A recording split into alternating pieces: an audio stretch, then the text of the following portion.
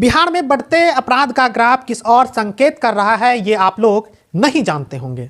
हमें भी नहीं पता कि आखिर बिहार में अपराधियों का मनोबल क्यों बढ़ रहा है, क्यों दिन दहाड़े लोगों की हत्या हो जा रही है, तो कहीं पे लोगों के बच्चियों के साथ बलात्कार हो जा रहा है। आखिर ऐसा क्यों हो रहा है? 2026 का ये बिहार है, 1990 का बिहार नहीं है।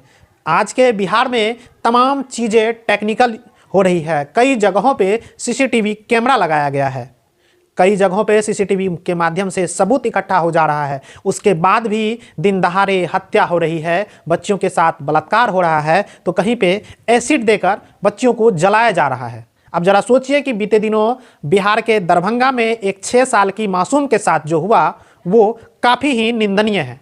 जिस तरह से उस बच्ची को अगवा करके उसके साथ दुष्कर्म करने के बाद उसकी हत्या कर दी गई। अब जरा सोचिए कि हम किस बिहार में रह रहे हैं, जहाँ के लोग आज भी उस मनोवृत्ति में जी रहे हैं जिस मनोवृत्ति को अपराध के ग्राफ में सबसे निचले स्तर पे देखा जाए, कि किस तरह से मानवता को शर्मसार करने वाली घटना को आज भी लोग अंजाम दे रहे हैं और अपराधियों को कुछ भी नहीं हो रहा है। उन्नाव जैसे रेपकांड में जिस तरह से कुलदीप सेंगर को बाइज्जत बरी किया गया था कुछ दिनों पहले कोर्ट के द्वारा, पहले उसे सजा सुनाई गई, उसके बाद बरी किया गया, फिर उसके बाद उसके ऊपर कार्रवाई की गई, जो भी हुआ। लेकिन जिस तरह से यह मामला आया उस दिनों के बाद से कहीं बिहार में इन चीज़ों को अलग से देखना पड़ रहा है कि आपराधिक ग्राफ जो है रेप के मामले में लगातार बढ़ रहा है।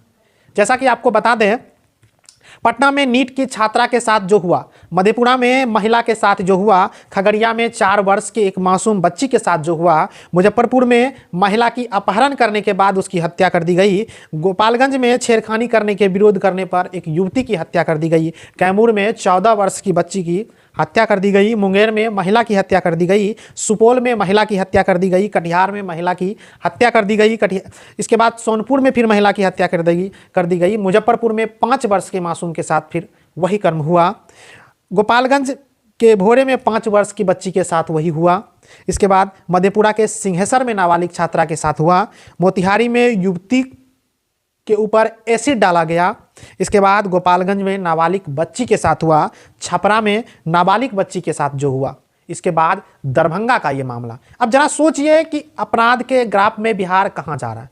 आखिर लोग इतने दरिंदगी भरी काम करने में क्यों नहीं शर्माते, यहाँ तक सत्ता से क्यों नहीं डरते, सरकार के कानून व्यवस्था और सिस्टम से डरते क्यों नहीं है इतने बड़े घटना को अंजाम देने से पहले। तमाम जो पीड़ित परिवार है उनके साथ न्याय के लिए आगे की प्रक्रिया है, न्याय मिलेगी या नहीं मिलेगी। निर्भया हत्याकांड जैसे निर्भया के साथ जो हुआ, उनके आरोपियों को 2020 में फांसी की सज़ा सुनाई गई। भले ही इन बच्चियों के आरोपियों को फांसी की सज़ा मिल जाए, लेकिन क्या फिर से उन परिजनों को एक मासूम सी गुड़िया मिल पाएगी? नहीं मिलेगी। आखिर जिस बिहार में हम हैं, ये डिजिटल ज़माना का वो बिहार है जहाँ पे इस 20 वर्ष के शासनकाल में पहली बार बीजेपी को गृह विभाग मिला है और ये दूसरी बार बीजेपी को प्रचंड बहुमत मिली है। जिस प्रचंड बहुमत होने के बावजूद भी बीजेपी सरकार से लोग क्यों नहीं डर रहे हैं अपराध करने के कारण? क्यों आपराधिक घटनाओं को अंजाम दिया जा रहा है? क्यों इतने दरिंदगी भरे कार्य किए जा रहे हैं? अब जरा सोचिए कि नीट की छात्रा के दुष्कर्म मामले को लेकर लगातार पप्पू यादव जी के द्वारा आवाज़ उठाया जा रहा था। उन आवाज़ के खिलाफ उनके समर्थकों का ऐसा कहना है कि उन्हें 30-35 साल पहले पुराने वाले मुकदमे में जो फंसाया गया है, इन्हीं आवाज़ उठाने के मामले में फंसाया गया। अब जरा सोचिए कि पूरे बिहार की दशा और दुर्दशा का अवलोकन कीजिए कि आज पूरे बिहार में महिलाएं सुरक्षित नहीं है। आखिर जिम्मेदार कौन है? आखिर क्यों नहीं सरकार और सिस्टम से अपराधियों को भय होता है? क्यों नहीं सरकार और सिस्टम से, कानून व्यवस्था से अपराधी थर्राते हैं? इसका वजह क्या है? सड़कों पे उतरने के बाद लोगों के बच्चियों के साथ जो हुआ, उनके अपराधियों को अब फांसी की सज़ा दिलाने के बाद भी वो मासूम सी गुड़िया वापस नहीं आ सकती। बाद बाकी बिहार के इस बढ़ते हुए आपराधिक घटनाक्रम को आप किस एंगल से देखते हैं, आप अपनी राय कमेंट में ज़रूर दीजिएगा। और जिस तरह का बिहार अभी बना हुआ है, आप लोग ने विधानसभा चुनाव या फिर लोकसभा चुनाव में बीजेपी के या एनडीए के तमाम नेताओं के मुंह से लालू जी के राज के बारे में, जंगल राज का जिक्र सुने होंगे। और आज का ये राज कौन सा राज है, आप लोग ये कमेंट में जरूर बताइएगा। बाद बाकी मेरा नाम कृष्णा है और आप देख रहे थे PR मीडिया को। फिर मिलेंगे अगले वीडियो में, तब तक के लिए जय हिंद।